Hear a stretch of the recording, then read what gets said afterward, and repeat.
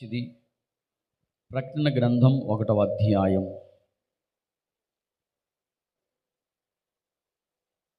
18వ వాక్యాన్ని నేను చదువుతాను, గమనించండి. నేను మొదటి వాడను, కడపటి వాడను, జీవించు వాడను, మృతుడనైతిని గాని ఇదిగో యుగ యుగములు సజీవుడనై ఉన్నాను. మరియు మరణము యొక్కయు పాతాళ లోకము యొక్కయు తాళపు చెవులు నా స్వాధీనములో ఉన్నవి. ప్రియులారా, చదవబడిన ఈ చక్కని మాట మనం గమనించాలి.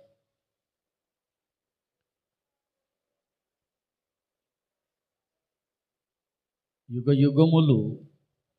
యుగములు సజీవుడిగా ఆయన నేను జీవించు వాడను అని ఈ వాక్యములో తెలియపరచబడుతుంది. యుగ యుగములు నేను సజీవుడనై ఉన్నాను.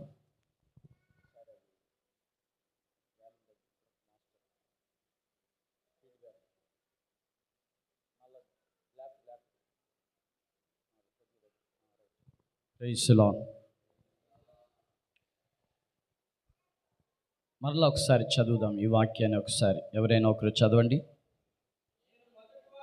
నేను మొదటి వాడను, కడపటి వాడను, జీవించు వాడను, మృతుడనైతిని గాని ఇదిగో యుగ యుగములు సజీవుడనై ఉన్నాను. మరియు మరణము యొక్కయు పాతాళ లోకము యొక్కయు తాళపు చెవులు నా స్వాధీనములో ఉన్నవి. చాలండి. మరణము యొక్కయు పాతాళ లోకము యొక్కయు తాళపు చెవులు నా స్వాధీనములో ఉన్నాయి. యేసయ్య చెప్తున్నటువంటి మాట ఏంటంటే, మరణము యొక్కయు పాతాళ లోకము యొక్కయు తాళపు చెవులు నా స్వాధీనంలో ఉన్నాయి అంటున్నాడు ఆయన. మీకు ఎంతమందికి అర్థమైందో తెలియదు ఈ వాక్యం. దేవునికి స్తోత్రం. వీళ్ళారు, ఒకసారి మనము మరొక వాక్యాన్ని కూడా చదువుకుందాం. మరొక వాక్యాన్ని కూడా ప్రకటన గ్రంథం 20వ అధ్యాయం 13వ వచనం. ప్రకటన గ్రంథం 20వ అధ్యాయం 13వ వచనం. సముద్రము తనలో ఉన్న మృతులను అప్పగించెను, మరణమును పాతాళ లోకమును వాటి వశముననున్న మృతులను అప్పగించెను. వారిలో ప్రతివాడును తన క్రియల చొప్పున తీర్పు పొందును. చాలు. దేవునికి మహిమ కలుగును గాక. ఇప్పుడు సముద్రం ఉంది. సముద్రం మృతులను అప్పగించింది. సముద్రంలో చనిపోయిన వారిని సముద్రం ఏం చేసింది? ఎదుగు అయ్యా అని. అంటే ఇప్పుడు సముద్రం పాతాళ లోకానికి పంపించడానికి సముద్రానికి అధికారం లేదు. మీకు అర్థమవుతుంది? ఇప్పుడు మీకు అర్థమైంది అండి? దేవునికి మహిమ కలుగును గాక. అక్కడికి పంపించాలి అంటే తాళపు చెవులు నా స్వాధీనంలో ఉన్నాయి. పాతాళ లోకానికి ఒక వ్యక్తిని పంపించాలన్నా, ఒక వ్యక్తి మరణము యొక్కయు అనుభవంలోనికి వెళ్ళి అక్కడ అనుభవించాలన్నా, ఆ నిత్య మరణానికి వెళ్ళాలన్నా తాళపు చెవులు నా స్వాధీనంలో ఉన్నాయి. అంటే దేవుని యొక్క పర్మిషన్ లేకుండా ఏ ఒక వ్యక్తి నరకం అనే మరణానికి వెళ్ళడానికి వీలు లేదు. ఎందుకంటే ప్రకటన గ్రంథాన్ని నేను ధ్యానిస్తూ ఉన్నాను. ప్రకటన గ్రంథాన్ని మరి ఎన్ని సంవత్సరాలు పడుతుందో తెలియదు. ప్రభు రాకడ వచ్చే వరకు ఈ గ్రంథాన్ని ధ్యానిస్తూ ఉంటామేమో తెలియదు. దేవునికి మహిమ కలుగును గాక. అందరు సంతోషంగా గట్టిగా చెప్పండి. యుగ యుగములు నేను సజీవుడనై ఉన్నాను.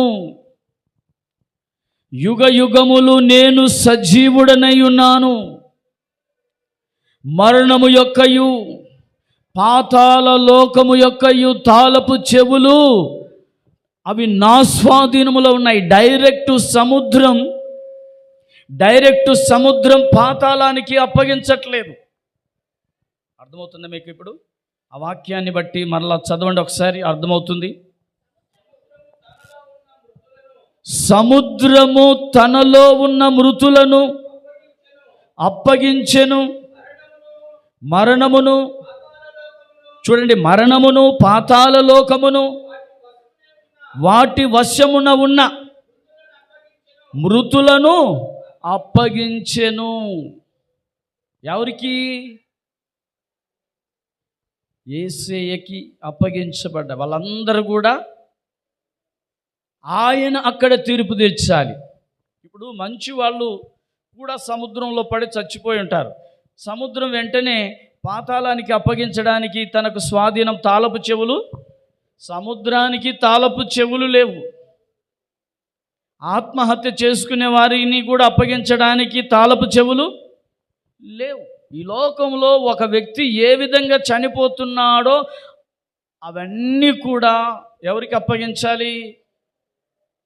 ఇదిగో నా ద్వారా చనిపోయిన వాళ్ళు అని దేవునికి అప్పగించాలి. దేవునికి మహిమ కలుగును గాక. లేకుంటే రోగం ద్వారా మరణించిన వాళ్ళు, ఇదిగో మీకు అర్థమవుతుంది. ఇప్పుడు ఈ వాక్యం అర్థమైందా, అర్థం కాలేదా? అర్థమైంది అన్న వాళ్ళు గట్టిగా చెప్పండి. వ్యర్థమైంది అన్న వాళ్ళు కూడా గట్టిగా చెప్పండి. అర్థమైంది. మరణము యొక్కయు పాతాళ లోకము యొక్కయు తాళపు చెవులు నా స్వాధీనములో ఉన్నాయి. అవి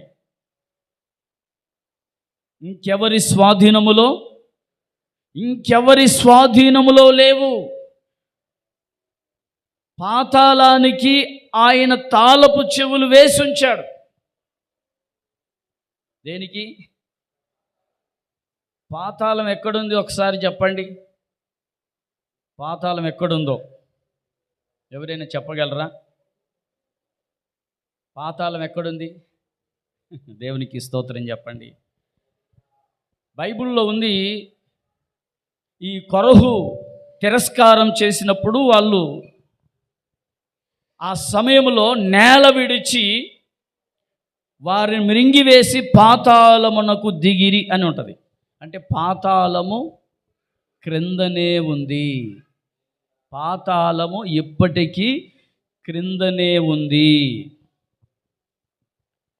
పాతాళము లోకము యొక్కయు తాళపు చెవులు, మరణము యొక్కయు తాళపు చెవులు నా స్వాధీనములో ఉన్నాయి. నా స్వాధీనము లేకుండా ఏ ఒక్క వ్యక్తి పాతాళమునకు వెళ్ళడానికి వీలు లేదు. స్తోత్రం చెప్పండి. నువ్వు పాతాళానికి వెళ్ళడానికి ఆయన తాళపు చెవి తీస్తేనే నువ్వు వెళ్ళగలవు. ఒక వ్యక్తి పాతాళానికి వెళ్ళడానికి ఆయన పర్మిషన్ ఉంటేనే పాతాళానికి ఆ వ్యక్తి వెళ్ళగలడు అని ఈ వాక్యాన్ని బట్టి అర్థమవుతుంది కదా. ఏమంటున్నాడు యేసయ్య? మరలా చదవండి. ఆ మాట మరలా చదవాలి. మీరు చదివితేనే మనకు అర్థమవుతుంది. ఒక మాటను చూడండి. నేను మొదటి వాడను, కడపటి వాడను, జీవించువాడను, మృతుడనైతిని గాని ఇదిగో యుగయుగములు సజీవుడనై ఉన్నాను. దేవునికి మహిమ కలుగునుగాక. నా స్వాధీనంలో ఉన్నాయి తాళాలు.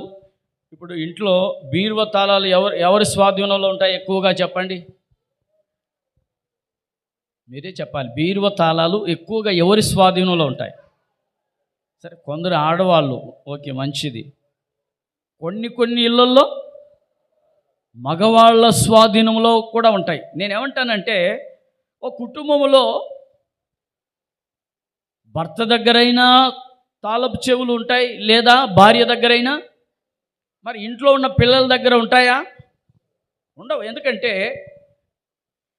వీళ్ళు కుటుంబానికి యజమానులు కనుక, భార్య భర్త కుటుంబానికి యజమానులు లాంటి వారు కనుక ఆ బీరువ ఓపెన్ చేయడానికి వాళ్ళ స్వాధీనములో తాళపు చెవులు ఉంటాయి.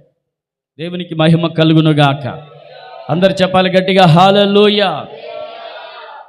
ఈ ప్రపంచములో ఒక వ్యక్తి పాతాళమునకు వెళ్ళాలి అంటే మొదటగా ఆయన దగ్గర ఉన్న తాళపు చెవులు స్వాధీనములో ఉన్నాయి చూడండి.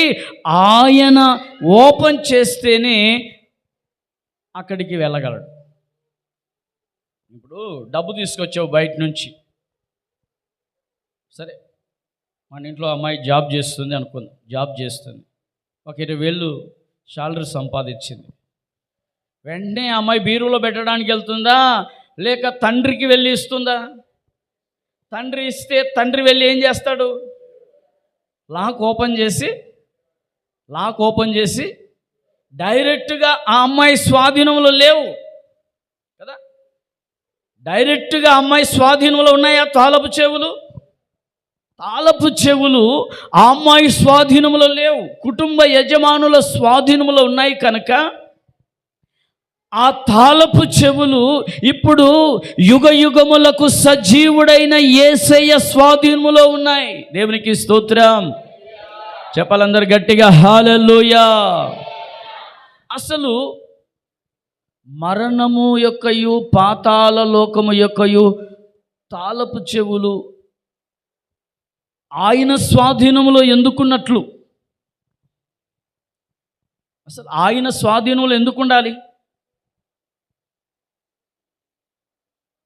ఏమా అర్థమవుతుంది మీకు? చెప్పాలి గట్టిగా హల్లెలూయా. పాతాళ లోకము యొక్కయు మరణము యొక్కయు తాళపు చెవులు నా స్వాధీనములో ఉన్నాయి అంటున్నాడు ఆయన. అసలు ఆయన స్వాధీనములో ఆ తాళపు చెవులు ఎందుకు ఉండాలి అంటే, ఆయన మరణ శాసనము రాసిన ఆ మరణ శాసనాన్ని రాసింది ఆయనే, ఆ మరణాన్ని జయించింది కూడా ఆయనే. దేవునికి స్తోత్రం చెప్పాలి గట్టిగా హల్లెలూయా. ఇప్పుడు పాపము వలన వచ్చు జీతం మరణం అని చెప్పింది ఎవరు? మరణాన్ని జయించింది ఎవరు?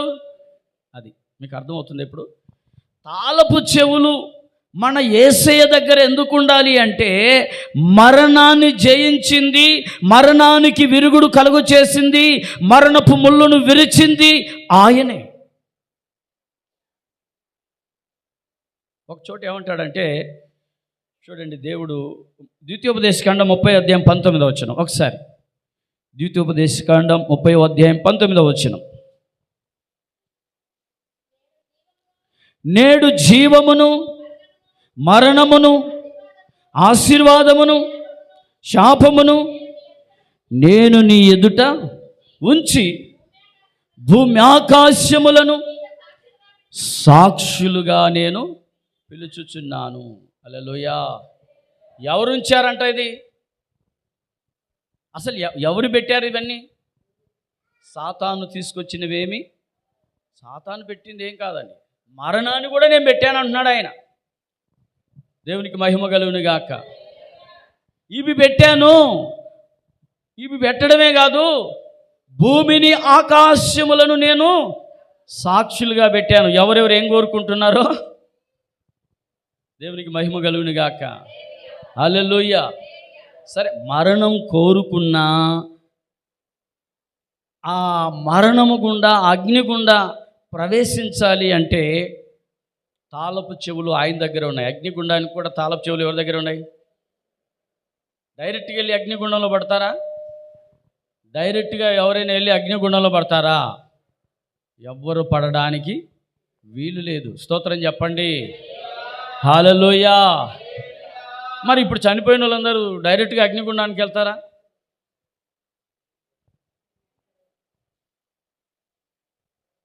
చెప్పట్లేదు మీరు.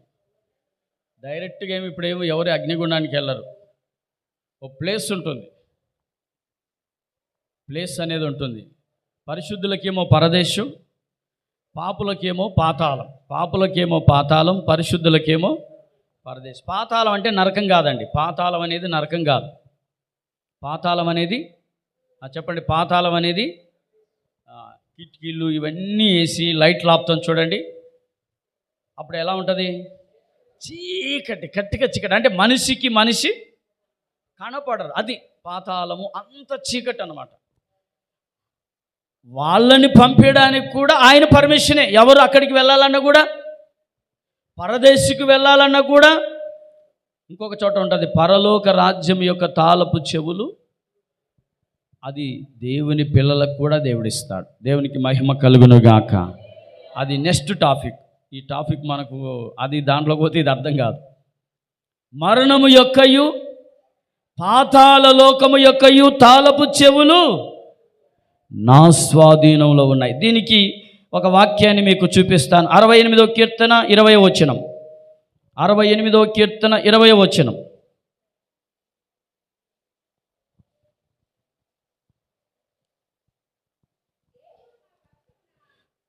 దేవుడు మా పక్షమున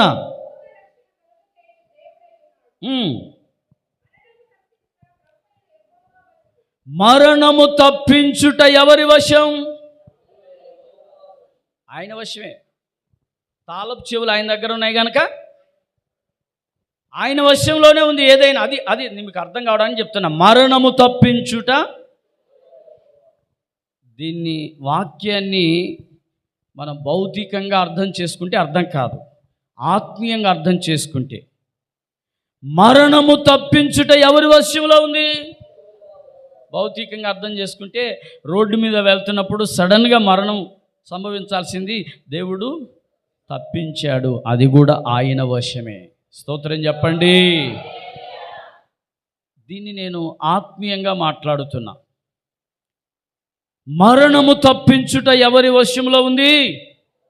యెహోవా వశం. ఆయననే చెప్తున్నాడు కదా, మరణము యొక్కయు పాతాళము యొక్కయు తాళపు చెవులు నా స్వాధీనంలో ఉన్నాయి. ప్రియమైన సహోదరి సహోదరులారా, దేవుడు ఒక వ్యక్తికి ఆయన వెళ్ళాలని పర్మిషన్ ఇస్తే, ఆయన తాళపు చెవు ఓపెన్ చేస్తే ఆ వ్యక్తికి అక్కడికి వెళ్ళాల్సిందే. కుమారుడా, నువ్వు అక్కడికి వెళ్ళడానికి వీలు లేదు అని కూడా ఆయన స్వాధీనమే. స్తోత్రం చెప్పండి. తాళాలు ఆయన వేసి ఉంచాడు. ఎవరిని అక్కడికి పంపించాలో తాళాలు ఆయన దగ్గర ఉన్నాయి.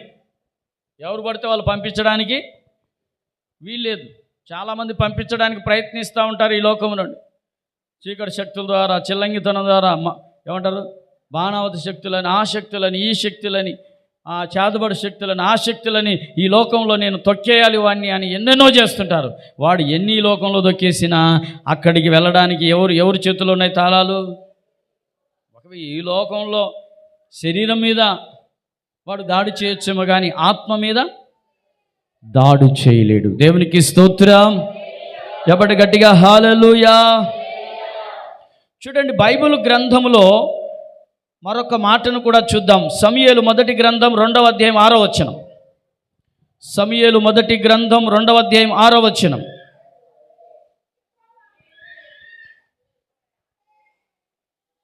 ఎవర్రా పిల్లలు?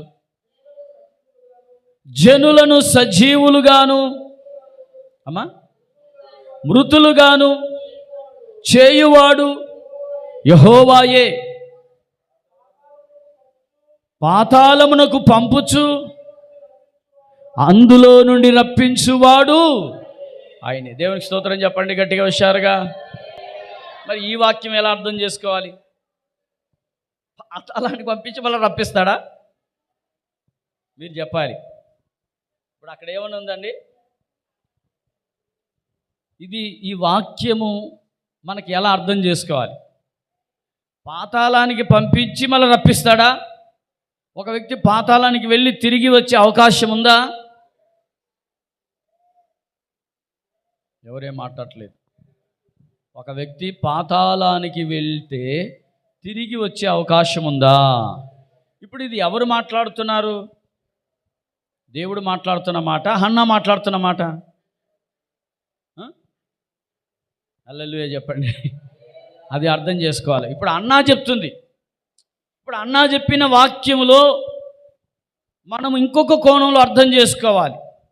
పాతాళము అంటే పాతాళపు స్థితికి, అనుభవానికి, ఆ అనుభవంలో వెళ్ళిన వారిని కూడా మరలా దేవుడు మార్చి మరలా ఆయన తీసుకొని వస్తాడు. స్తోత్రం చెప్పండి. ఇప్పుడు దేవుని నమ్ముకొని ఉన్నారండి, ప్రభుని నమ్ముకున్నారు, బాప్తిసం పొందుకున్నారు, కొందరు ఏ అనుభవంలోనికి వెళ్తారు? పాతాళము అంటే నేను ఇంకొక విధంగా చెప్తాను, కటిక చీకటి, అంటే చీకటి సంబంధమైన అనుభవంలోనికి కొందరు వెళ్ళిపోతూ ఉంటారు. ఒక విధంగా బైబిల్లో చెప్పాలంటే తప్పిపోయిన కుమారుడు మళ్ళీ ఎక్కడికి వెళ్ళాడు? పాతాళం యొక్క అనుభవానికి వెళ్ళాడు. ఆ లోక సంబంధమైన చీకటి కార్యాల అనుభవంలోనికి వెళ్ళాడు. మరలా ఏం చేశాడు చెప్పండి? మరలా తండ్రి యొద్దకు వచ్చాడు. స్తోత్రం చెప్పండి. ఒకవేళ అలాంటి వాళ్ళు ఉంటే మరలా దేవుడు నడిపించునుగాక. ఆమేన్ చెప్పండి, గట్టిగా గట్టిగా చెప్పండి. కొందరు వెళ్ళే వాళ్ళు ఉన్నారు, బాప్తిస్మం పొందిన తర్వాత మళ్ళీ త్రాగుడికి వెళ్ళిన వాళ్ళు ఉన్నారు. బాప్తిస్మం పొందిన తర్వాత మళ్ళీ వ్యభిచారంలోనికి వెళ్ళిన వాళ్ళు ఉన్నారు. బాప్తిస్మం పొందిన తర్వాత అనేక వ్యసనాలకు లోనైన వాళ్ళు ఉన్నారు. కానీ మరలా దేవుడు అలాంటి వారిని కూడా ఆయన రప్పించినాడు. స్తోత్రం చెప్పండి, గట్టిగా హుషారుగా చెప్పండి. దేవుడు అలాంటి వారు ఎవరైనా ఉంటే నా దేవుడు వారిని మరలా రప్పించునుగాక, మరలా వారిని దర్శించునుగాక, మరలా దేవుడు వారితో మాట్లాడునుగాక. పర్మనెంట్ పాతాళం ఉంది. చెప్పండి, పర్మనెంట్ ప్లేస్. పాతాళము అనేది పర్మనెంట్ ప్లేస్. ఎప్పటిదాకా? తీర్పు జరిగేదాకానే పాతాళం పర్మనెంట్ ప్లేస్. అది తీర్పు జరిగేదాకానే పర్మనెంట్ ప్లేస్ పాతాళం. తీర్పు జరిగిన తర్వాత అగ్నిగుండం లేక పరలోకం, నిత్యత్వం. దేవునికి స్తోత్రం, హల్లెలూయా. మరి చాలా చాలా విషయాలు దేవుడు ఒక్కొక్కరి ద్వారా మాట్లాడుతున్నాడు. అవునా కదా? పద్మాసు దీపమున అది ఒక భయంకరమైనటువంటి ఒక చక్రవర్తి తనని హింసించి బాగా కొట్టి, ఎవ్వరు మనుషులు సంచారం లేనటువంటి, అంటే చుట్టూ సముద్రం మధ్యలో ఏమున్నట్టు ఒక అడవి, ఒక చెట్లు, ఒక పొద లాంటిది ఉన్నట్టు, అది దానిని దీవి అంటారు. కానీ ఇంకెవ్వరు ఉండరు అక్కడ. అలాంటి ప్రదేశంలో ఆయనని పడేశారు. కానీ అలాంటి శ్రమలలో సహనం కలిగి పరవశుడయ్యాడంట. ఆ పరవశుడైన ప్రకటన గ్రంథమే ప్రత్యక్ష గ్రంథం. స్తోత్రం చెప్పండి. హ్యాపీగా సంతోషంగా ఉన్నప్పుడు కలిగినటువంటి ప్రత్యక్షత కాదు, శ్రమలలో. ఎలాంటప్పుడు? కొట్టబడి శ్రమలలో, ఇబ్బందులలో, ఎవ్వరు లేని సమయంలో, అలాంటి సమయంలో దేవుడు ఆ యొక్క ప్రత్యక్ష గ్రంథాన్ని దేవుడిచ్చాడు. అది ప్రభు రాకడ కొరకు సిద్ధపరిచే ప్రకటన గ్రంథం. స్తోత్రం చెప్పండి. ఏం జరగబోతుందో ముందుగా తెలియచేసిన గ్రంథం. ఎలాంటి తీర్పులు ఉంటాయి, ఎలాంటి పరిస్థితులు జరుగుతాయి, అన్నీ ఎలా ఉంటాయో మొత్తం తెలియపరచబడింది ప్రకటన గ్రంథం. అన్నీ 7 అనే సంఖ్యతో బైబిల్లో చాలా విషయాలు మనకు పరిశుద్ధాత్ముడు రాశాడు. ఇదిగో ఇప్పుడు 7 సంఘాలు స్టార్ట్ చేశాడు. మొదటిగా 7 సంఘాలు. ఏంటి చెప్పండి? 7 సంఘాలని, 7 కొమ్ములు అని, 7 బోరలని, వింటున్నారా? 7 మృగములు అని, 7 తీర్పులు అని. స్తోత్రం చెప్పండి. ఇక అన్నీ 7, 7, 7 అనే సంఖ్య ఎక్కువగా మనకి ఇక్కడి నుంచి స్టార్ట్ అయింది, సంఘము నుంచి. ఎఫెసీ సంఘం. ఇప్పుడు సంఘం 7 సంఘాలు ఉన్నాయి. 7 సంఘాలలో 4 సంఘాలు లోపములు కలిగినవిగా అని మనం చూస్తున్నాం. ఒక 2 సంఘాలు మాత్రం, ఒక 5 సంఘాలు మాత్రం లోపములు, ఒక 2 సంఘాలు లోపము లేని సంఘాలు. దేవునికి స్తోత్రం చెప్పండి, సంతోషంగా చెప్పండి గట్టిగా. వచ్చే వారం ఎఫెసీ సంఘాన్ని గురించి చెప్తాను. ఎఫెసీ సంఘము అంటే ఏంటి? ఎఫెసు అనే సంఘానికి అర్థం ఏమిటి? అసలు ఆ సంఘానికి ఎఫెసు అని ఎందుకు వచ్చింది? దేవునికి మహిమ కలుగునుగాక. ఒక్కొక్క వారం ఒక్కొక్క విషయాన్ని దేవుడు మనతో నేర్పుతున్నాడు. కనుక నేర్పబడుతున్న విషయాల్లో ఒకటే ఒక ప్రార్థన చేయాలి. ఇందులో ఏం ప్రార్థన చేయాలి? ఈరోజు చెప్పబడిన మాట ఏంటి? దేవునికి మహిమ కలుగునుగాక. మరణము యొక్కయు పాతాళ లోకము యొక్కయు తాళపు చెవులు నా స్వాధీనంలో ఉన్నాయి. అపవాది స్వాధీనంలో లేవండి. వింటున్నారా? అపవాది స్వాధీనంలో లేవు, దేవుని స్వాధీనం. అపవాదైనా ఒకరోజు ఒకవేళ అపవాది నిన్ను శోధించి తీసుకుపోయినా ఎవరు అక్కడ జడ్జిమెంట్ ఇవ్వాలి? ఎవరు జడ్జిమెంట్ ఇవ్వాలి? అపవాది ఒకవేళ నిన్ను శోధించినా ఏం చేసినా అపవాది నిన్ను నరకానికి తీసుకొని వెళ్ళడానికి వీల్లేదు. అపవాది నిన్ను శోధించి ఏం చేసినా కూడా అక్కడ దేవుడు జడ్జిమెంట్, ఫైనల్ జడ్జిమెంట్ దేవుడే. ఆ జడ్జిమెంట్ ప్రకారమే నీకు తీర్పు ప్రతిఫలం ఉంటుంది. అదే ఆ వాక్యమే చెప్పారు కదా, ప్రతివాడు దేహంతో జరిగించిన వాటిని బట్టి. దేహంతో ఎలా జరిగించాడు? ఒక వ్యక్తి దేహంతో జరిగించాడంటే ఆ వ్యక్తి కాదు, అపవాది వారిని శోధించి దేహంతో జరిగించేటట్లు చేస్తాడు. ఈరోజు ఒక మనిషి పాపంలో పడిపోతున్నాడంటే ఆ మనిషి అంతటకు ఆ మనిషి కాదు, అపవాది వారిని పాపంలో పడేస్తున్నాడు. దేంట్లో పడేస్తున్నాడు చెప్పండి అమ్మా? మరి అపవాది పాపంలో పడేస్తున్నాడంటే అపవాదిని జయించే కృప దేవుడు ఇవ్వాలి మనకి. అది స్తోత్రం చెప్పండి. ఎవరిని జయించాలి? ఒక సినిమా చూసేటట్లుగా చేస్తున్నాడంటే ఎవరు? ఒక సీరియల్ చూసేటట్లు చేస్తున్నాడంటే ఎవరు చెప్పాలి? ఒక సీరియల్ కానీ, ఒక బూతులు తిట్టడం కానీ, స్తోత్రం చెప్పండి, పాపపు ఆలోచనలు కలుగుతున్నాయంటే ఎవరు ప్రేరేపిస్తున్నారు? ఒక లవ్ లెటర్ రాయడానికి ఎవరు ప్రేరేపిస్తున్నారు చెప్పాలి? సైతానే. లెటర్లు రాస్తూ ఉంటారు, ఎవరు రాపిస్తున్నాడు? సైతాన్ గాడు రాపిస్తున్నాడు. ఇవన్నీ సైతాన్ గాడు చేసే పనులు. ఈ సైతాన్ గాడు చేసే పనుల నుంచి మనం బయటికి రావాలి అంటే నువ్వు బలంగా ప్రార్థన చేసుకోగలిగితే జయించగలవు. ఆయా సమయాల్లో ఉపవాస ప్రార్థనలు చేయాలి. ఏం చేయాలి? సాతానును జయించడానికి ఉపవాస ప్రార్థనే. ఏ ప్రార్థన? మోకాళ్ళ ప్రార్థన. దానియేలు అనుదిన ముమ్మారు మోకాల్లోని ప్రార్థన చేస్తే కానీ సాతాను ఆ సింహాలు నోర్లు. సాయితాన్ గాడు ఈ లోకం అండి, ఇది భయంకరమైన లోకం. మనకేం తెలియదు, మౌనంగా ఉన్నా మంచి బిడ్డలమైనా మన ముందు సాతాన్ గాడు తీసుకొచ్చి వాళ్ళ పనులను బయటికి ఇట్లా ఎలబెట్టేటట్టు చేస్తాడు. మనం కూడా నవ్వితే అందులో ఇరక్కపోవటమే. ఇరక్కపోతే ఇక రావడం కష్టమే. అందుకే ఇరుక్కోక ముందుగా జాగ్రత్త చూసుకోవాలి. స్తోత్రం చెప్పండి. ఇరుక్కోకుండా జాగ్రత్త చూసుకోవాలంటే ఉపవాస ప్రార్థన చేసుకుంటే సాతాన్ గారి నోట్లో మనం. ఎవరైనా మంచోళ్ళు ఉన్నారా ఇక్కడ ఎవరైనా మంచోళ్ళు ఉన్నారా? నేను నోట్లో ఏళ్ళు పెడితే కూడా నాకేం తెలియదు అన్నవాళ్ళు ఉన్నారా? వీళ్ళంతా మామూలు కాదు. స్తోత్రం చెప్పండి, గట్టిగా చెప్పండి. మంచి ఈ శరీరంలో ఏది మంచిది లేదంటాడు పౌలు గారే. నా శరీరంలో ఏది మంచిది, ఇది మంచిదేం కాదు. బట్టలు వేసుకున్నంత మాత్రాన, పౌడర్ కొట్టుకున్నంత మాత్రాన ఇదే మంచిదా? ఇది భయంకరమైన శరీరం.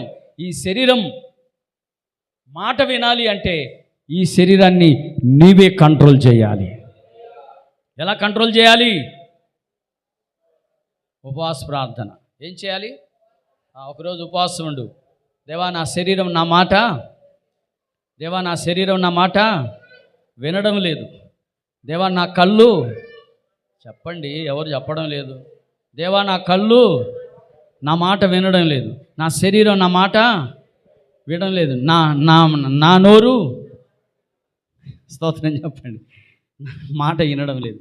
నీకు అర్థమైపోయింది నీ శరీరం నీ స్వాధీనంలో ఉందో లేదో. అది చెప్పాలి. మీ శరీరం మీ కంట్రోల్లో, మీ అనుభవం ఉందో లేదో మీకు అర్థమవుతుందా లేదా?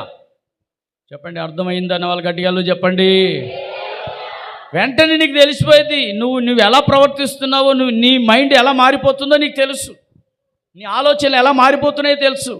నీ ఆలోచనలు అనవసరమైన తలంపులు ఆలోచనల మీదకి వెళుతూ ఉన్నప్పుడు వెంటనే ఒక పూట ఉపవాసం ఉండి కన్నీళ్లు విడిచి ప్రార్థన చేసుకుంటే ఆ తలంపులన్నిటినీ నా దేవుడు కొట్టివేయబోతున్నాడు. హల్లెలూయా. అవునండి, నేను పరిచర్య చేస్తున్నప్పుడు దైవజనుడు ఒక 6 సేవకులు ఉన్నాం. ఒక దైవజనుడి కింద మేము పరిచర్య చేస్తున్నాం. మా పెద్ద పాస్టర్ గారు చెప్పాడు ఓ బ్రదర్కి, సాతాను నిన్ను శోధిస్తున్నాడు, సాతాను నిన్ను శోధిస్తున్నాడు, దేవుడు నాకు చూపించాడు, నువ్వు వెంటనే ఉపవాస ప్రార్థన చెయ్యి, వెంటనే ఉపవాస ప్రార్థనలో కూర్చో అన్నాడు. పాస్టర్ గారు వెళ్ళిపోయారు. ఆయన పెద్ద ఆయన కదా, మాకంటే పనులు బాధ్యతలు చాలా ఉంటాయి. సరే అని మేమందరం భోజనానికి వచ్చాం. వాడేం ఉపవాసం ఉండలే. మాతో పాటు ఏం చేశాడు?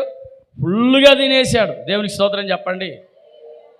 ఫుల్గా తినేసేసాడు. ఎందుకంటే సిస్టర్లు వండి పెట్టారు, మాకు గిన్నెలు వండి పెట్టారు వాళ్ళు. ఫుల్గా తినేసిండు. స్తోత్రం చెప్పండి.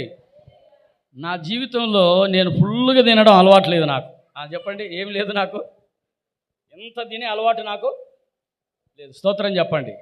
ఎప్పటికి కూడా ఎక్కడికి వెళ్ళినా నాకు ఇంత తినే అలవాటు లేదు. ఇక ఇంత తింటే ఇంత కష్టం నా పొట్టలో, ఇక ఇంతనే. స్తోత్రం చెప్పండి.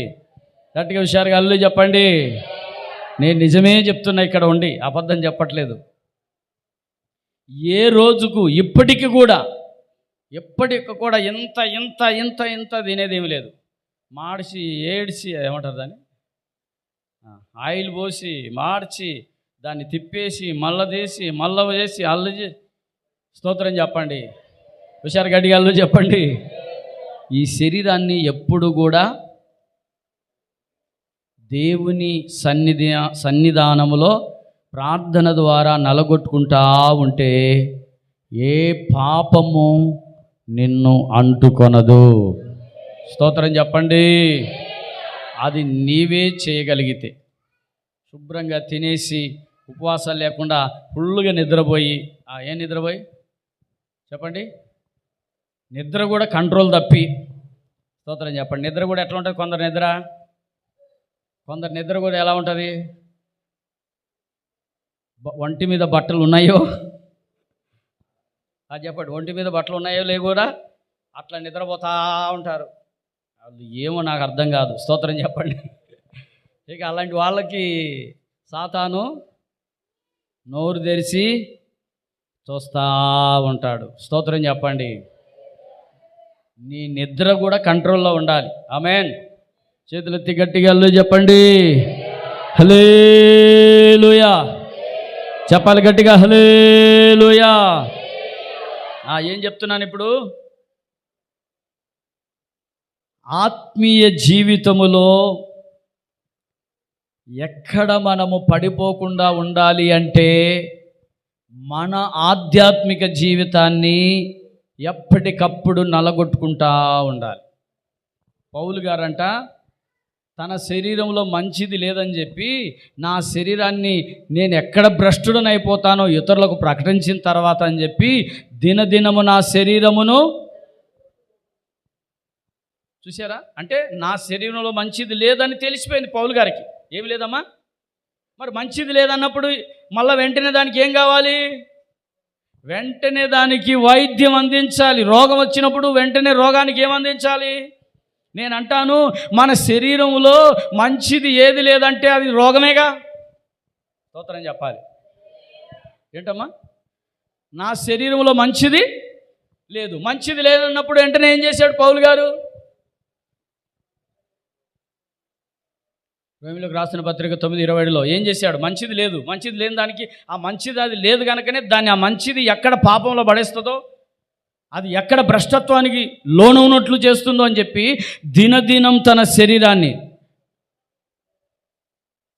చదవండి ఒకసారి, కొరింథీయులకు రాసిన మొదటి పత్రిక 9వ అధ్యాయం 27వ వచనం.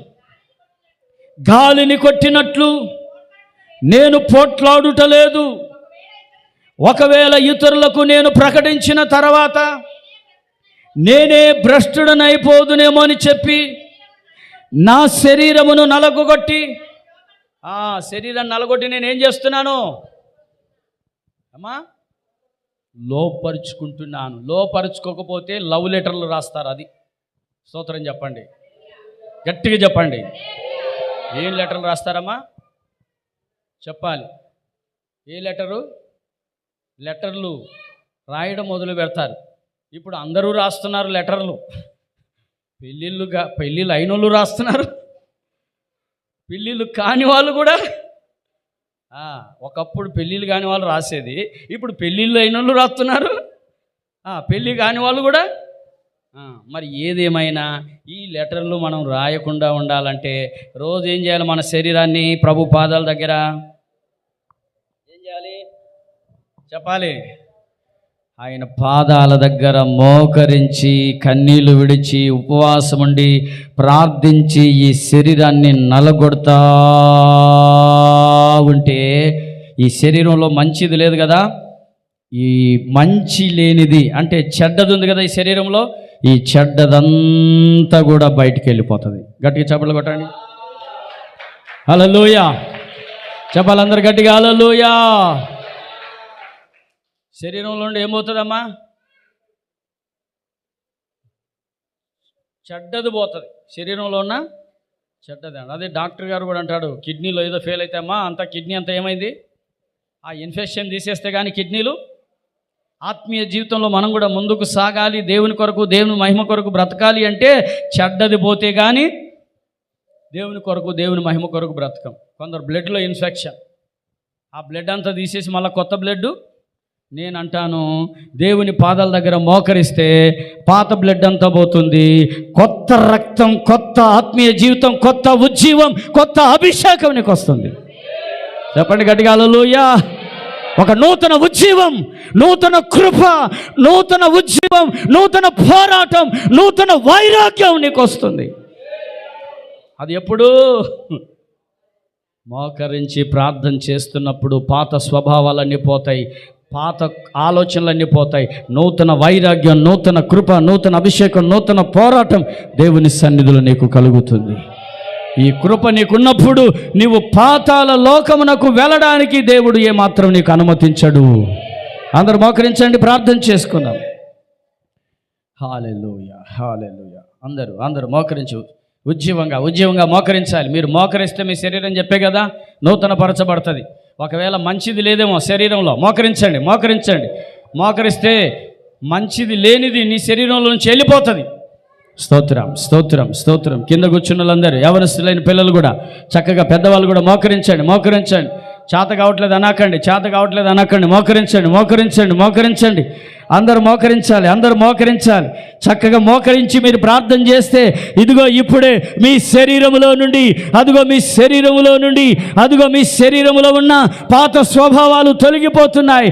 పాత కోరికలు, పాత ఆలోచనలు, పాత స్వభావాలన్నీ ఇప్పుడే పరిశుద్ధాత్మ దేవుడు తొలగించబోతున్నాడు. హల్లెలూయా. బిగ్గరగా దేవుని సన్నిధిలో ప్రార్థన చేసుకుందాం. అయా నీకు వందనాలు, స్తోత్రం. నువ్వు ప్రార్థించక ఎన్ని రోజులైంది, మోకరించక ఎన్ని రోజులైంది, ఉపవాసం ఉండక ఎన్ని రోజులైంది, ఇదిగో దేవుని పాదాలను పట్టుకోక ఎన్ని రోజులైంది. దేవుని పాదాలను పట్టుకుంటే, దేవుని సన్నిధిలో మోకరిస్తే, దేవుని సన్నిధిలో ప్రార్థిస్తే నీలో ఉన్న భ్రష్టత్వం, నీలో ఉన్న ప్రతి పాపపు క్రియలన్నీ నీ శరీరంలో నుంచి ఇప్పుడే తొలగిపోతున్నాయి.